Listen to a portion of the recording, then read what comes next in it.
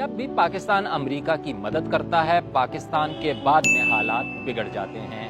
کیا یہ محض اتفاق ہے؟ آئیے تاریخ کے ورق پلٹیں۔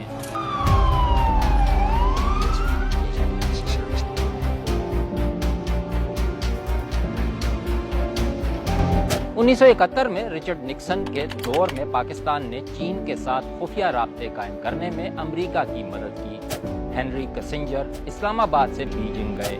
اس اقدام نے عالمی سیاست کا رخ ہی بدل دیا، لیکن اس کے فوراً بعد کیا ہوا؟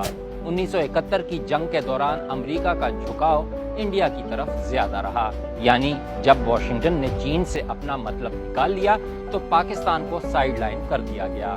اب آیا 1979، سوویت یونین نے افغانستان پر حملہ کر دیا۔ پاکستان فرنٹ لائن اتحادی بن گیا اور اس نے افغان جنگجوؤں کی مالی معاونت، تربیت اور انہیں مسلح کرنے میں امریکہ کی مدد کی۔ خطے میں اربوں ڈالر پانی کی طرح بہائے گئے، لیکن سوویت انخلا کے بعد امریکہ کی دلچسپی ختم ہو گئی۔ 1990 میں امریکہ نے پریسلر ترمیم کے ذریعے پابندیاں عائد کر دیں اور پاکستان کے جوہری پروگرام کو جواز بنا کر فوجی امداد روک دی۔ یوں شراکت داری معطل ہو گئی۔ پھر آیا 2001۔ 9/11 کے بعد پاکستان ایک بار پھر امریکہ کا اہم اتحادی ٹھہرا۔ In a cloud of smoke, it was just gone. فوجی اڈے، انٹیلیجنس، لاجسٹکس سب کچھ دیا گیا۔ 2 دہائیوں کے دوران امریکی امداد کے طور پر ایک بار پھر اربوں ڈالر آئے، لیکن اس کی قیمت کیا چکانی پڑی؟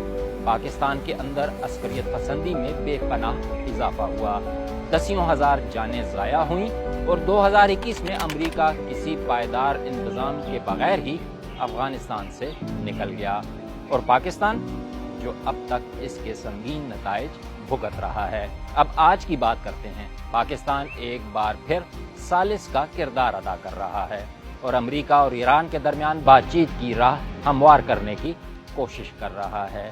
دیکھیں آنے والے دنوں میں پاکستان امریکہ تعلقات کیا رخ اختیار کرتے ہیں۔